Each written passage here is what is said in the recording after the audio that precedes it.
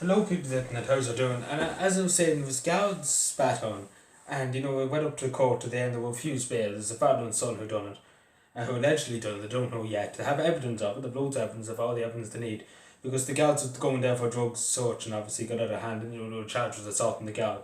So they're not really in good territory already. But the legend they did spit on the guard, and I do believe it.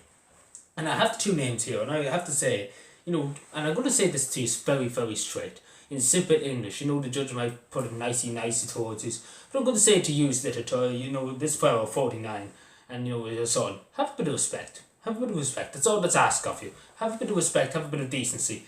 Let the gals do their job. As you've seen across the country now, the gals are helping older people out, bringing shopping to their doors, and you're wasting the gals' time in doing this. You're wasting people's time. They could be out helping somebody, and you're deliberately being selfish and wasting two gals' time in dealing with your little scrub, and you're wasting the court's time too in this time of need. And how dare you waste the resources of the state at this moment in time on your selfish petty gains?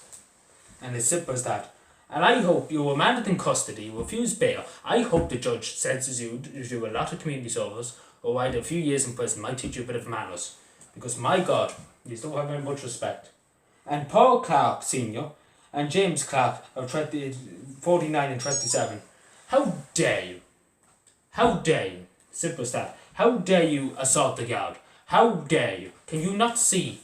Are you that blind that you can't see what's happening? Today, 10 people died in this country because of the coronavirus. Can you not see spitting on guards is not the best thing to be doing at the moment in time? No matter who it is, you're not supposed to spit in any business. Hide the bad manners. And the guards are only there to protect people. They're not there. If you didn't do anything wrong, the guards would have been there. And as simple as that. And they're trying to do their best. We've seen there's loads of photos on YouTube and across social media of guards, in shops, lifting stuff out for older people, bringing stuff to older people's houses. And you deliberately, wasting two guards' time, spitting on them. How dare you? Because, older people might need them two guards.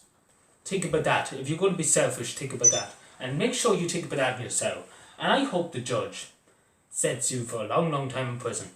Because, my God, you have a very, very sad life. If you only think of yourself, you didn't think of what could happen. These guys have to write up a big report now.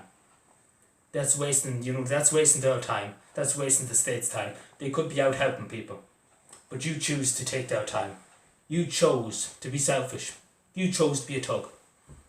And you should pay. You will pay dearly. You will pay dearly. And I really hope they hand you down a max sentence without any suspensions. If we have to let out somebody who didn't pay their tax out of prison, then so be it. But them two people are going into prison, and I hope they don't get out of it for a long, long time. Because you're a disgrace, and you're a disgrace to your country, and you're a disgrace to yourself and to your family.